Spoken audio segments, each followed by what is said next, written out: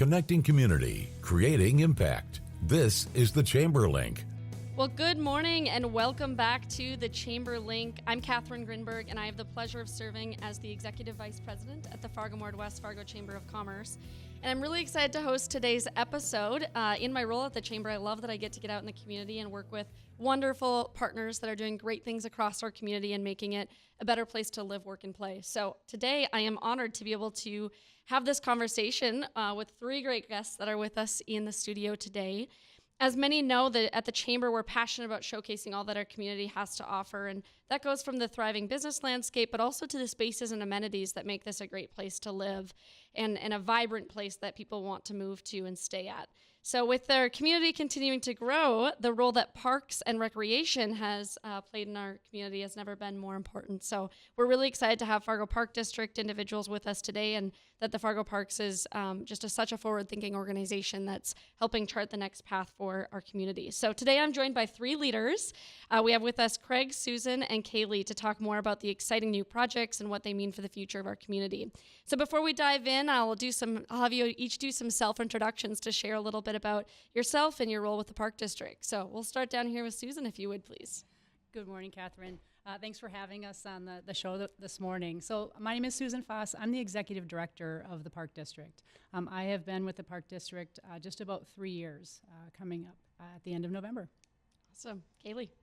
Kali Mork. I am the director of the Fargo Park Sports Center at the Sanford Sports Complex. I joined the district a little over 2 years ago, so about 10 months before phase one of our facility opened. Great. Well, we got questions coming up for you, Kali, so we'll come back to you. Craig. Craig Bjur, Executive Director for the Fargo Park District Foundation, and I have been with the Park District in some form. My goodness, I interned in 2002 and I've been there ever since, so many, many years. Awesome. Well, again, thank you all for your leadership and your respective responsibilities. Fargo Parks is truly a gem, so really appreciate all that you guys do. Something for everyone definitely out there. But Kali, since you brought up the Sports Center, we might as well start there. It's kind of the big one that a lot of people have questions about. And I have to say, if you haven't been out there, you truly need to go check it out. I mean, just high level, you've got 8 hardwood courts, a walking track, sheets of ice, pickleball courts, something for everyone. And that's just scratching the surface. I know there's a lot more to it. So can you bring us back to kind of the beginning, like you talked about with phase one, and why there was a need and a little bit about it? Maybe if Craig and Kali want to tag team from the beginnings and where we're at now and what it serves. Sure. Craig probably has the most in-depth background of kind of where we developed the Sports Center from. Sure. So in 2016, we conducted a major needs assessment study for Fargo and our community for indoor rec space and identified these critical needs, including indoor turf, walking track was very high on the list, hardwood courts, community space. So that was really the driving force for this project. So a major undertaking, to say the least. Our foundation's role was really to invite the private sector to be a part of this, to make it even better. And Sanford was our first partner to commit to this project, both as a capital gift and also as a business partner. So it really has been over the last 9 years, from the concept of this, what impact this could have, to being in the building for a year and a half or so. So it was, we identified a critical need, and just very happy and proud that our community stepped forward and was able to deliver this great project for our community. Yeah, what a great vision. And when you say the community stepping forward, what was the response from the private sector? And are there still ways that people can engage now that there's a structure there? How can we still partner as a business community? Sure, great question. So yes, the response was incredible. I mean, there was a lot of hard work in fundraising and reaching out to community partners and inviting them to consider being a part of it. I think my feeling is the reason it was so well received is because of how multi-purpose the space is. We serve nearly everyone in the community in some format. So the private partnership, we were able to raise $33.6 million in private funds, another almost $9 million in private dollars. So that obviously impacted the end product and what we were able to build. And so yes, Fargo's such a unique community. I mean, they truly are forward thinking and wanting to give back to make it a better space and a better place to raise a family. So yes, it was very inspiring, I guess, to be a part of that. That's great. And Kayla, that when he talks about that end product, tell us a little bit more about that end product and more about the space. Yes. So when everything is said and done, when we opened phase 2 back in January, so we had phase 1 open in June of 24, so just over a year ago, getting more and more days as we go by. It's hard to believe it's October. But in phase 1, when we opened, we had our 4 hardwood basketball courts as part of phase 1, our indoor turf. It's a full NCAA size soccer turf, complete with the runoffs to host a college soccer game. Our elevated walking track opened at that time, which has been a game changer, I think, for the community. And then also we had a few meeting spaces for our corporate community or our arts and crafts groups or a variety of user groups that use those spaces opened at that time, as well as the Sanford Sports Performance gyms and PT clinic. And then our Fargo Park District administrative offices opened as part of phase 1. So there's just, I think, last count, around 50 Park District employees that work out of the sports center. So every day we get to see the fruits of our labor and the community enjoying the spaces. And then in phase 2, we opened in January of this year. We added in an indoor playground, 6 indoor dedicated pickleball courts, 4 more hardwood courts, 2 sheets of ice, and a partridge in a pear tree is essentially what I say. So at the end of the day, when everything is added together, we're at 392,000 square feet. So we have almost multiple facilities in one, which is really exciting. For every day, we get to see the tiniest members of our community utilizing our playground, as well as our oldest members of or more seasoned members of our community utilizing the walking track or participating in one of our active ager programs. Oh yeah, pickleball will bring them in. I know it. It does. It just having the actual pickleball surface inside, people talk about that all the time. Oh, I'm not a pickleball player yet. I don't. Have you tried it? I have not. I'm a little bit hesitant because either I'll fall in love with it and have to find time every day to go down there, or I will just absolutely fall on my face and be an embarrassment to myself and the district. So I haven't engaged in that area yet. So we were thinking about doing that for a staff retreat at the chamber, is a little pickleball tournament after one of our staff retreats for kind of a fun end to the day. But I think there's a lot of us that, well, I've played, but a lot of them that haven't too. So. Well, and fun fact, one of the things we're working on for 2026 is actually our marketing team has a lot more of a creative name for it, but it's basically a meet and play concept for companies in town, so they can use one of our meeting spaces for staff meetings, staff trainings, and then take advantage of one of our playing spaces for that team building aspect that we all love to do. Oh, that's great. That's great.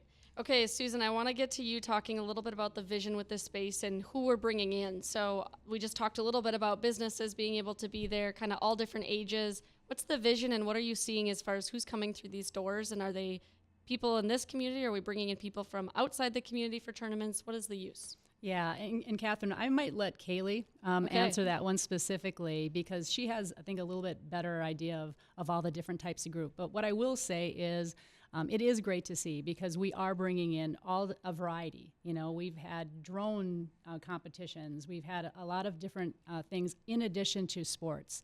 But to answer your question, yeah, we're bringing different tournaments in from all over the region. That's great. So really it's 2 to 3-fold, I would say. We have hosted over 30 special events and tournaments so far in 2025 alone, and many more to come. So we really have the opportunity to attract visitors to the community who are spending their dollars here in the Fargo-Moorhead area and really positively impacting the community that we get to live and play in on a daily basis. So attracting the visitors to come in to participate in the regional, national tournaments that we're hosting, or local tournaments, draw in teams from outside the region as well. And then on the flip side, really elevating our youth and adult activity offerings. And I specifically say activity because even though sports is in the name, we've tried very hard to create a place that everybody can call home in the sports center, whether it's traditional sports, such as the basketball, hockey, volleyball, pickleball, all of those, the non-traditional sports such as the drone racing or esports, or not sports at all. Some of our community rooms are home to our Fargo Park District Arts program. We've hosted post-prom events, end-of-year gatherings. So we have been intentional to try to create a place that the entire community can come to compete, connect, or create. Awesome. That's great to hear. It's great to hear that there's so many different uses for it and being able to have all different sorts of people be able to come into that space. Before we head to a break here, just want to ask real quick, what's everyone's favorite part of the Sports Center? Something that's in it, something that's for you, your families, that kind of thing. So Susan, starting with you, and then we'll go to a break. That is a really challenging question. I think all of it is fantastic, but I won't say I'm a pickleball player. I play pickleball. So I've enjoyed that. It's been fun to get together with friends and then watch all of the different ages of people that are playing pickleball on the court. So I'm going to say pickleball. Awesome. Kaylee? Again, I already said it. I'm going to go back to it. It's not necessarily one space, but the opportunity to see the smallest members, the 3-year-olds running down to the playground with a smile on their face, or those active agers that after one of our sale programs are sitting around having coffee and having that social opportunity. It's fun to see, and the whole range in between. That's great. Craig? I would say the walking track, just because it's 650 meters around, and it's such a unique, the number of people that can be on there at the same time. You get to see the activity down on the turf. And, just as the weather is starting to change now, we're starting to see our usage ramp up again. I mean, just this morning, there was so many people utilizing that track. Just creates such a fun energy in that building when people come there every day, and it's a true community center. That's great. Awesome things to hear. Okay, we're going to take a break, but when we come back, we're going to talk more about the other big topic, which is the Island Park pool, as well as kind of overall the master plan. So stick with us. All right, welcome back. Thanks for joining us again. You're listening to the Chamber Link here. We have in studio with us Susan, Kaylee, and Craig, and I'm Katherine Grindberg with the Chamber, picking up our conversation about some of the exciting things that have going on at Fargo Parks in our community. Just talked a little bit about the Sports Center, and then I teased the idea that we're going to jump next into another exciting new piece, which is the Island Park pool. So this is definitely a central hub for a community, with it being located right downtown Fargo. And some exciting renovations that were just made, a new ribbon cutting that we came out there for. So, Susan, I want to switch over to you. Can you tell us a little bit about those renovations, what features were added, and anything else about that Island Park pool? Yeah, thank you, Katherine. The Island Park pool is, I think, one of Fargo's most visible and beloved public amenities. And, because the pool really serves all of our families, youth, adults really of all ages and abilities. And we had an amazing summer. Island Park pool set an attendance record of over 64,000 visitors, which was the most in pool history. And the renovated pool includes some really fun features that at least we heard from the community that people really enjoyed. We have the Zach and Connor Kovalovog 50-meter lap pool. There are diving boards. There's a platform diving board, zero-depth pool entry that has some play features for our younger kids. The lazy river, the fly time slide, which will propel you up and into the pool. We expanded the pool area to include some shade structures, just to provide a more comfortable experience for our guests. And then also really focused on, and we're intentional in modernizing concessions to really offer more healthier choices. Again, trying to appeal to all different ages of the people visiting. So we were pretty excited about the turnout. And, I think this is a great example of a private-public partnership that we talked about, too, with the Sports Center. And I know Craig and the Fargo Park District Foundation worked hard on that piece as well. Yeah, Craig, let's talk a little bit about that and what went into this project. Yes, for this project, a little different than the Sports Center approach. We wanted, as a foundation, to invite the public to make this the private sector to help make this even better. So we were able to raise over $1.5 million towards this project. The Qualvog family gift in remembrance of Zach and Connor obviously was a huge part of that. So it just enables us to take it to the next level and provide things that maybe weren't possible before for budgetary things. So again, we were able to hold on to and make enhancements, and the end result was just incredible. I mean, to have that many visitors in the first year, the energy level when you're there, just people are so excited to be there. They'll spend the entire afternoon there. So again, very proud as a foundation to be a part of that project. And again, for the next 30, 40 years, that's going to be a staple in our community. Yeah, a staple for sure. And like we said, so visible, like you said, Susan, in that area. So a lot of people visit that area. And again, as we talk about workforce attraction, which we'll get into in the next segment, things like that, attractions and amenities are really important too. But staying on the topic of this project, curious on what is kind of the next goals. Obviously, you said a record-breaking year. Is there ways that you plan to engage people next year and bring them out, or do you expect that those that visited this year will just be your reoccurring visitors for next year? That's a great question. I'm sure that we will be working on additional ways to bring groups in. I think there's an opportunity for some overall like facility rentals. We've had quite a few requests from people that wanted to rent out the entire facility for different business ventures, corporate type events, swim meets. Yeah. That we had and hosted 2 swim meets there this past summer. So there's an opportunity to expand on that. But I think just the location and just the overall popularity. We talked about. I think one of the surprises for me was all of the people that work downtown that kind of walk through Island Park, and they just commented on just seeing the lines of people waiting to get in, and just the kind of that joy on everyone's face. So that was a little bit of a surprise, but we'll continue to explore ways to bring people in. But I think just the features alone are going to be a great attraction for the community. And one quick thing, one thing that was really fun was to see that the pool. There was the Gators would practice in the morning. We'd have classes in the lazy river. There was tot time for the youngest kids to be able to enjoy that. So that space was active early in the morning till almost the sun's going down. Yeah, we also added some adult-only evenings. We did one which was extremely popular, so look to us offering that more in the future. Interesting. Yeah, we'll have to keep an eye on the new offerings next year, the classes, the opportunities to bring groups into it, so that's great. Also, as you think about these spaces, and Kaylee, this might be partly for you, just thinking about the sports center too, how, when you guys do these renovations, are you thinking about longevity, but also, thinking about accessibility and inclusiveness? Can you talk a little bit about that as you've curated these spaces? Would you like me to start with the sports center side? Okay.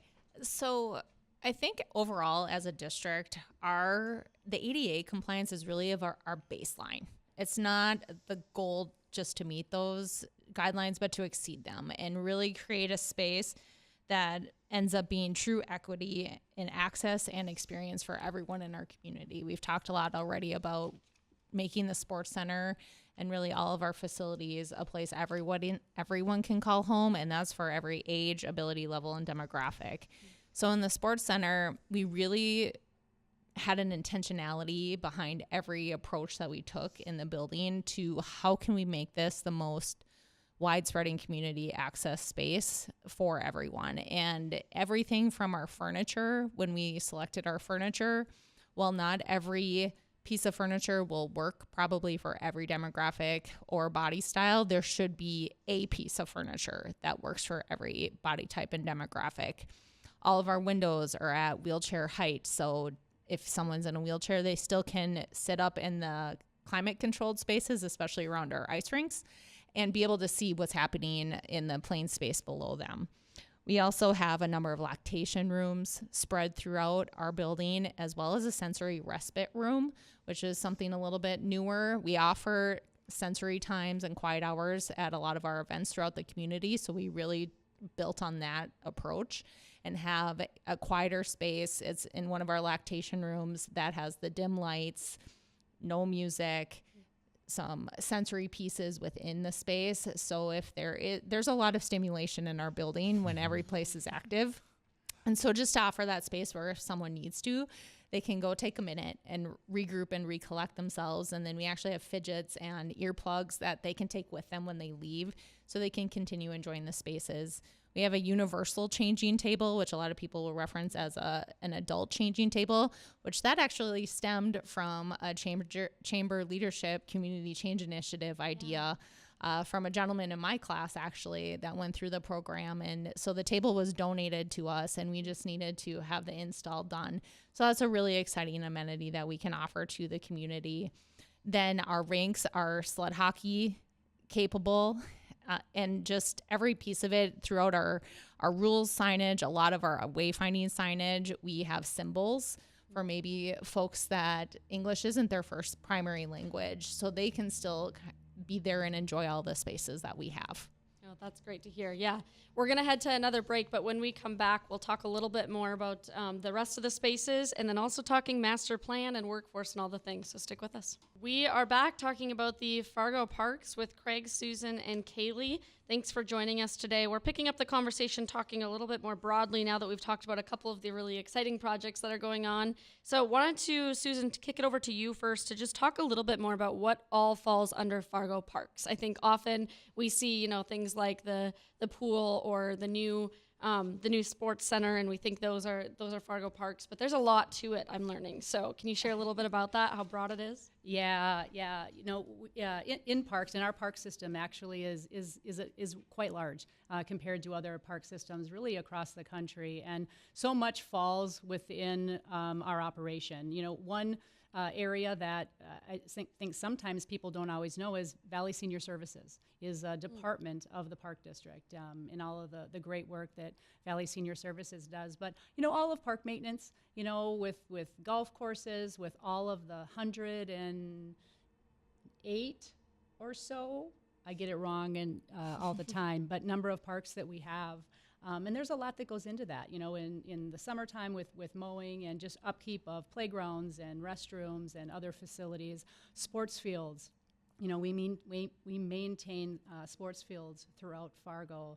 We have a large, the North Softball Complex on the north side of Fargo, Younger Farm. So really there's a lot that falls within, our operation. One project that we're working on right now is our park system master plan, and we started that project in September of 24, so we're really on kind of the final stages. But this plan is really going to guide the future of our park system for the next 20 years, just making sure that we continue to meet the needs of a growing and really changing community. We did an extensive community engagement process along with this project. We did stakeholder interviews. We brought in different groups that partner with Fargo Parks. We did different community surveys, including a statistically valid survey, and then did different feedback process and opportunities. We use Social Pinpoint, where on the website people could show us what park they liked and why. There was a section of kind of tell us, where there's a questionnaire to let us know how we did. And then there was a dream section, which was my favorite section, where the community could just submit ideas and things that they would like to see that we currently don't have in the park system. So it was it's an exciting process, I think, for us, because we need to be a little bit more intentional, right, in how we're planning the future, because we have many different organizations that are reaching out to us and, wanting us to add different amenities to the community. And all of them are great ideas, but we really do have to balance. We have to have a real balance between some of the new amenities, new facilities, along with our current parks and facilities that we have. Yeah. Well, thank you so much for that. And I'm glad you touched on the master plan a bit too. I just wanted to make sure everybody understands kind of the depth that you guys oversee and work within, because again, it's, there's these exciting projects and that's great, but there's a lot more to it. And so now everyone knows where to send their fan mail. Never complaints, I'm sure. Just fan mail for everything that you guys do. So thank you so much for sharing about that. As you talk about the master plan, I'm curious kind of on any of you guys' thoughts on what's next, what's on the radar for enhancing the park district's offerings. You talked a little bit about being so responsive to the community, which is great, but what is next in each of your respective areas as it maybe goes to, Kali, for you, thinking about the sports center, what's next? Craig, for you, what's next with business partnerships? Let's start there. Who wants to go? I guess I'm voted. Kali, you're up. To go up. I think for us, so much of the last year and a half for us has been focused on really getting the building open and operating and serving what we can at that point. We were under construction still, even for the first 6 months after we opened. And so it's really now taking a step back.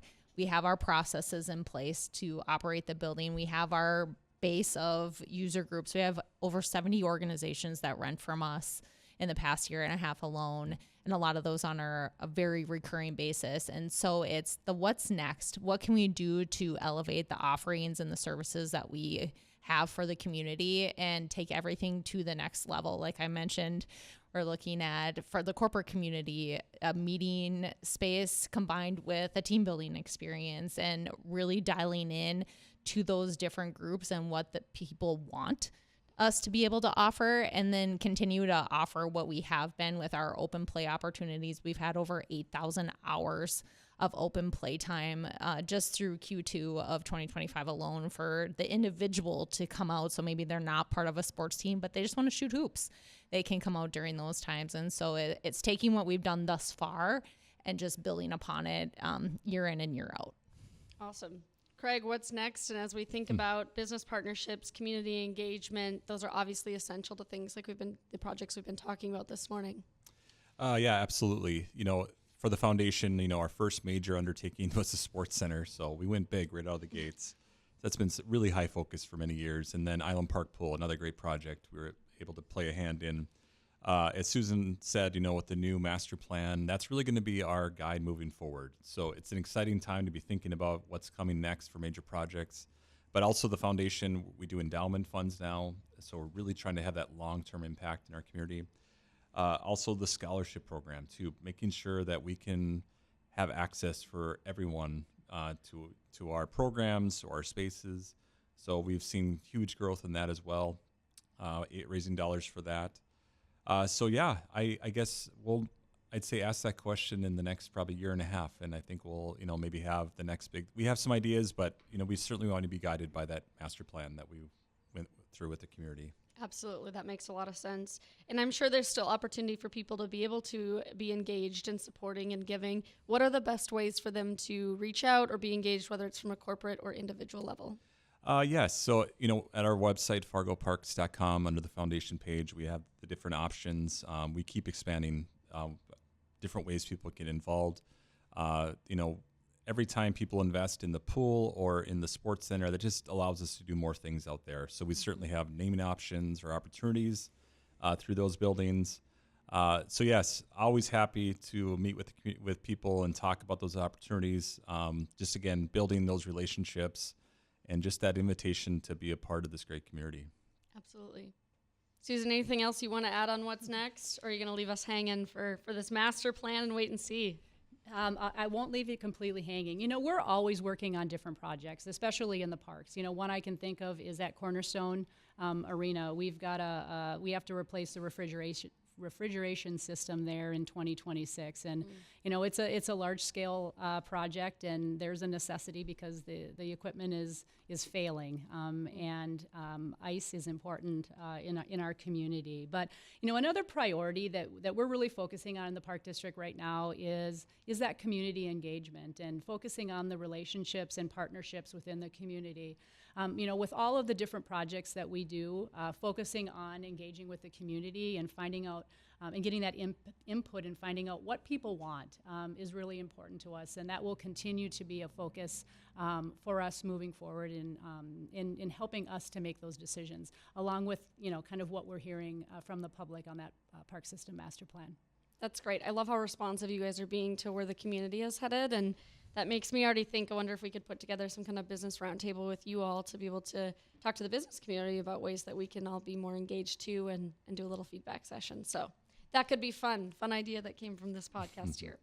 I do want to talk a little bit about workforce because like we had mentioned, that's so key for amenities nowadays, right? People don't want to just take a job. They want to know the area that they will be able to live, and whether they have a trailing spouse or family members with them. We know that the amenities and the placemaking is so key to driving the individuals wanting to be in a region. So on that note, any thoughts from any of you, I guess, on how you think the amenities that the Fargo Parks District has been putting together or that will be putting together, how are those contributing to that workforce attraction and retention in our region? So for this, when we were planning for the sports center and we were doing a lot of case studies and reaching out to other communities, Sioux Falls obviously has great amenities with the Pentagon, the Iceplex, and the Field House. And one thing we learned early on is the importance of those two families, and if someone is recruiting someone to move to Fargo, they want to know, what's my family going to do? What do you guys have amenities that's attractive?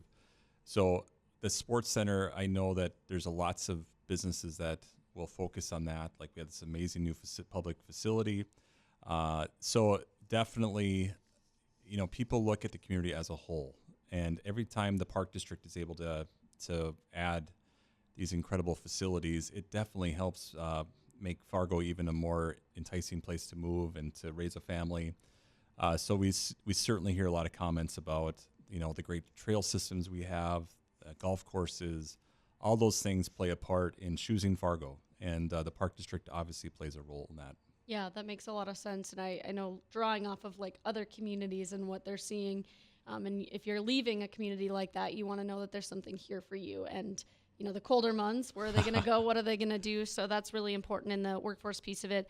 I know as we do our concierge program and working with companies as they're recruiting or new hires to this region, we do talk about the Fargo Park's amenities. And you're right, that sports center is always a big one where we're able to drive by and show it, and it's a wow factor for our community. So it really does make a difference in people's interest in the community and being able to have something here. Absolutely. As we also think about workforce from a perspective of creating community and people being able to get to know their neighbors and those other individuals in the community, Kaylee, you talked a little bit about how you're able to bring together a lot of different demographics in this one space. How are you seeing that the sports center is helping with workforce attraction and retention through kind of that cultivating of community in this space? Right. That's a great question. As I said earlier, we don't just hang our hats on the fact that we're a sports center. We're really a place where the community can come to compete in the sports, create, art, dance, music, what have you, but also connect with one another. And from nurses study groups that have started calling our Midco Lounge home for their studying because they need a quiet place of space, to I've seen meetings, like corporate meetings happening just in our open concourse spaces. And so again, as Craig mentioned, once you reach a facility the size of ours at the sports center, that really does play a role in people seeing it as an asset to a community where they're coming to live. Again, not just for the sports piece, but for all of the different ways that they can activate and utilize this space, whether it's for themselves, visiting family, their current family, or friends. We really offer the opportunity for people to do that. That's awesome. We have one more break now, and then we're going to come back for the last segment, and I'm going to ask you guys a little bit more about your why and that purpose moment that you've maybe had. So one last time, stick with us. All right, welcome back for our last segment with Fargo Parks here. We've covered a lot of ground talking about the master plan and what kind of the vision and the next steps are for Fargo Parks, about some of kind of these big legacy projects that you see, everything from the Sports Center to Island Park Pool. So thank you so much for sharing all of that. I kind of want to turn the conversation for this last section. We have about 6 minutes left. I want to talk a little bit more about each of you and kind of your purpose in what you do and why you keep doing this every day. So would love to have each of you share one or the other of these questions I'm going to ask. Either a moment during the planning process or construction of these facilities or other, master plan planning, those sorts of things, where it really brought home the why for you personally and why these projects or initiatives matter for a region. Or if you've heard about any of the facilities Fargo Parks offers that have solidified your purpose or given you confidence that you're moving in the right direction. So really easy one to kind of close out the last segment here. So who wants to start with that, Craig? Sure. You ready? Okay. Yeah, and it's a great question. And, like why get involved in Parks and Rec or choose that career? And for me personally, it's always been community. Like that was instilled in me at a really young age, like how important a community is. And, growing up in a real small town in North Dakota, Cullum, North Dakota, and there was just so many unique things about that town. And when people would come together and, so a park district really is the fabric of the community. So that's always been kind of my drive, is just I enjoy helping be a part of that, and we can deliver some amazing opportunities for people. So the Sports Center project, to be a part of that was incredible. So just, my wife always laughs.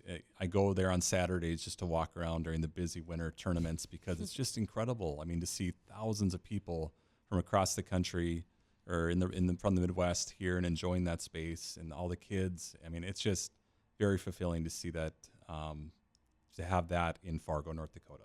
Oh, that's a great answer. Kaylee.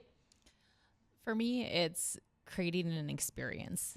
that people are going to have for the rest of their lives. And that's been very true throughout my career. And you see it in the sports center to the nth degree. People walk in and their faces are just in awe. And they're really coming to create a memory. It's not just another gym they're going to shoot hoops at. It's not just another place they're going to walk. We are creating experiences for them that they're going to take with them through the rest of their lives. And I share that with our team a lot. Sometimes there's literal blood, sweat, and tears in the events that we put on there. But I encourage all of them at some point just to walk out on a Saturday when there's 3,000 people in the building for a volleyball tournament and take a minute to take it all in, because that is what re-energizes me. And I think it will re-energize anyone when they get to go out there and see people having an experience that you helped create. And you never know what is going to trigger someone to have a love of a sport or an activity for the rest of their lives. And to know that you're a part of that is something truly special. Oh, yeah, that's really cool to think about it in those terms of just how you might be planting seeds for the rest of their lives and their hobbies or professional activities that they do when they grow up. And it all started here. So that's great. Thanks for creating that community for Fargo, Moorhead, and West Fargo here. Susan. Well, I feel like I'm at a disadvantage having to follow Kali and Craig and to try to come up with an original response, because I think my feeling is very similar to both of theirs. You know, the mission of the Fargo Park District is growing communities through places, spaces, and experiences, and that aligns very much with my personal, values. And I just feel grateful that we get to do the work that we do in creating parks and facilities that the community comes together to enjoy. And I do believe that our park system does enhance quality of life for the people that live here. And I would echo what Kali said. Seeing people walking into the sports center for the first time, the look on their faces, the same with people coming into the Island Park pool after the renovation, is truly just inspiring for why we do what we do. Oh, that's great. I always like to end with that kind of question in our last segment here, because really the people are at the heart of what we're doing, and each of you demonstrate that so well. So as we close here, we've got just a few minutes. I want to talk about anything that we maybe missed or that you guys want to share with listeners as a takeaway. Craig, I thought really fascinating was your comments during the break here about how unique Fargo is. So you want to go with that one, and then if the ladies have anything to add over here, they can as well? Yes. I think Fargo, I've gotten to know other people in other parts of the country that do similar work. And when we talk about how unique Fargo is and how generous and how giving they are, and it's a big, small town. And, Giving Hearts Day is an example. Our foundation is a part of that every year. And to see all those nonprofits and charities, raise money, and people are just so giving. So really from the foundation, it's just a thank you. Obviously, we couldn't do what we do without generous hearts and people that want Fargo to be even better. So it's just a really, I catch myself just, wow, look what we can do together. Our foundation has raised millions of dollars, and we know we're having impact, and this is just the beginning. We're going to do more in the future, and it's just exciting to think about what impact we can have as a community moving forward. Absolutely. Kali, Susan, any last things to add before we wrap things up? No, I think Craig nailed it. It's thank you to the community for entrusting us with their taxpayer dollars to create the things that they want to see for not only their future, but their kids' futures. Mm-hmm. And even those folks that don't have kids anymore, maybe aren't as active as they used to be, we have opportunities for them to get active again, or just their willingness to put those dollars in. So somebody did that for them and their kids, and now they're choosing to do that for someone else as well. It's truly an amazing thing to get to be a part of. That's awesome. Susan, anything to wrap us up and how we can engage and how individuals can reach out after this? Yeah, really quickly. As far as our community, this is a community park system, and we like to hear from the community who uses our facilities and our park. So, last thing I want to say is to reach out to us. We want to hear, if there are things that need to be improved, if there are things that you want to see, we want to hear those things. They're not always easy, and we're not going to be able to necessarily to address every single request, but we want to hear from folks to find out what people truly want, because we are creating this for the entire community, and we want the community to be involved. Awesome. Great closing there. And I just want to take a moment to thank all of you, not just for joining here today on the Chamber Link, but also just for everything that you do. I think, like I said earlier in the show, a lot of times people don't even recognize that the spaces that they're using are Fargo Park spaces. So really appreciate all of the vision and foresight that you all have put into this, as well as your teams. I know a lot of times you don't get a thank you for that. So thank you for everything that you're doing. Thanks for putting your heart into it. We really appreciate it, and look forward to having you guys on when there's the next big thing. So join us again next week, and we'll be able to be back with the Chamber Link with more guests. Thanks so much, and have a great day.